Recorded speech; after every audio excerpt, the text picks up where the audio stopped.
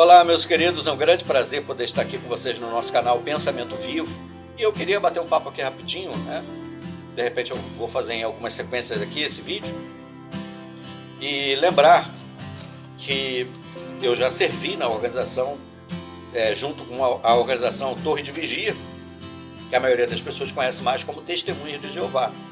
Então eu servi ali por quase 30 anos, dentre os quais 5 anos eu servi como diácono, como servo ministerial, e quase 20 anos eu servi como ancião, como pastor, né? Então aconteceram diversas coisas lá, né, nesse período. Eu já contei aqui muitas vezes eu trouxe experiências sobre isso. Então vou contar mais uma vez um pouquinho de alguns episódios, que eu tenho visto aí algumas coisas recorrentes, que alguns que já serviram como anciãos ou não, passaram por problemas parecidos, estão sofrendo muitas coisas que eu sofri também, porém muitos ainda acham que isso é o procedimento que é bíblico, que é Jeová que está orientando, etc.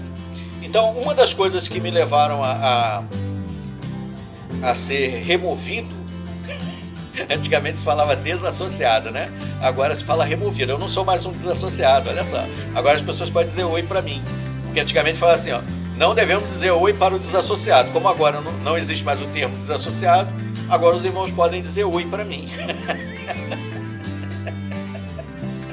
O corpo governante deixou. O corpo governante permitiu.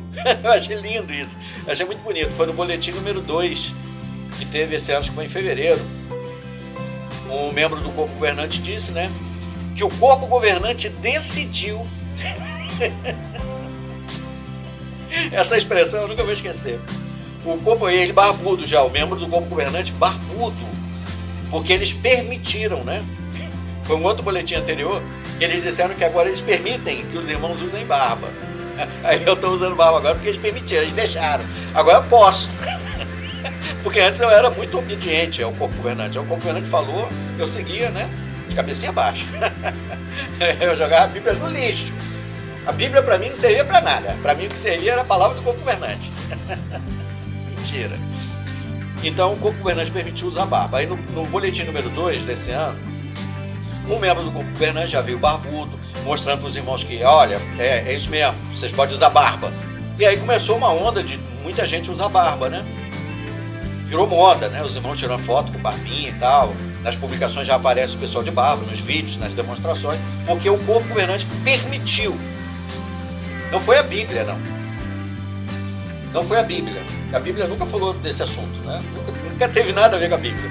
A maioria das coisas, você pode colocar aí na estatística, mais de 90% das coisas que são regras na organização Torre de Vigia não tem nada a ver com Bíblia, tem a ver com aquilo que o corpo governante decide.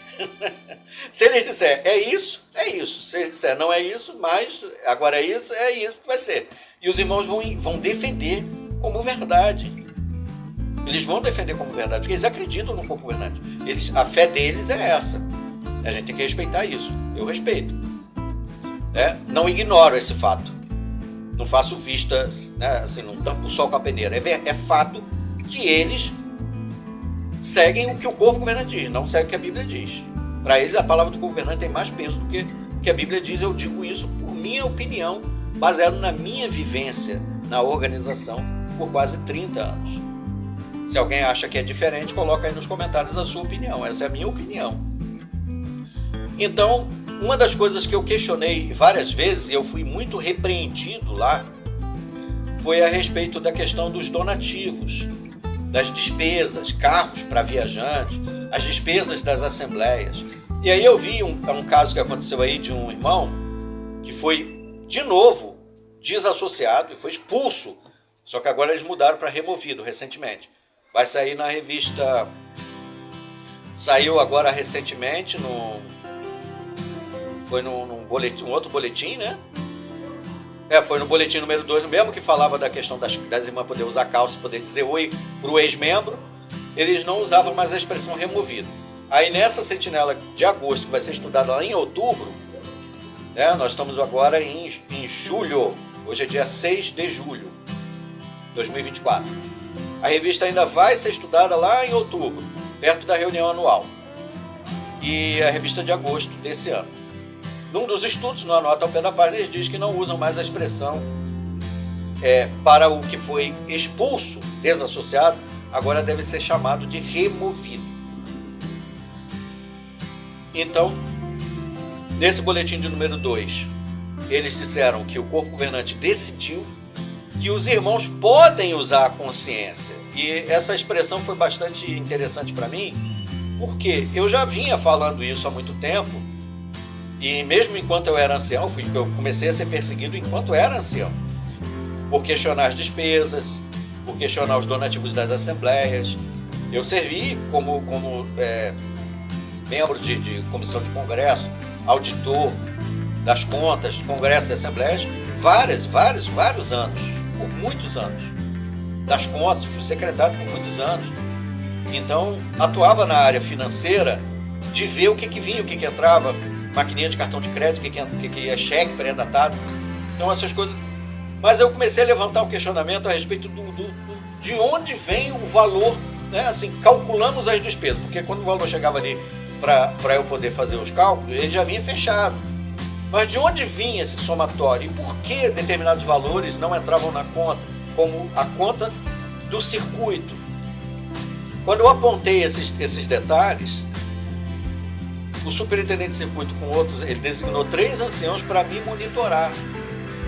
Então eu comecei a ser monitorado, isso já lá eu comecei a levantar esses questionamentos lá em 2014, das vendas dos salões do reino, que vendia, construía, os irmãos compravam terreno aqui perto, aqui no salão de assembleia de Queimados, que está, não sei se já vendeu, acho que ainda está à venda, e foi construído o salão e vendido rapidamente, foi colocado à venda. E o esforço todo, os donativos que a gente recebia carta para doar não sei quanto de alimentos, mandar mão de obra, a gente ia lá trabalhar para em alguns meses depois, pouco tempo de uso, vender. Por quê? Então eu comecei a questionar essas coisas e todos os valores eram tudo levados sem questionamento. Cartas que vinham do superintendente de assembleias, do SAG, superintendente de assembleia não, superintendente de associação jurídica, SAJ. Eu já servi também em associação jurídica, mas apenas como membro, não fazia parte da presidência, era só para dar quórum, né? Então, o superintendente de associação jurídica é o responsável pelo CNPJ que rege diversas associações jurídicas. Então, cerca de 10 ou mais congregações fazem parte de um aglomerado que compõe uma associação jurídica, que é um CNPJ, uma empresa que toma conta desses prédios. Então, tudo ali, as contas d'água, conta de luz, tudo tem que ser mandado original, pago. As contas originais têm que ser mandadas para a associação jurídica e a gente fica na nossa contabilidade apenas as xerox, para fazer o nosso balancete. E de 6 meses o superintendente de circuito vinha para fazer a auditoria, né? Ver lá como é que estava e tal. Então eu comecei a fazer vários apontamentos. Eu sei que muitas das coisas que a gente fala aqui, às vezes, né, do trabalho dos anciãos, muita coisa pode ter já mudado, porque eu fui expulso, hoje eles falam removido, mas eu fui expulso da organização Torre de Vigia em 2020. Então já se passaram quase 4 anos.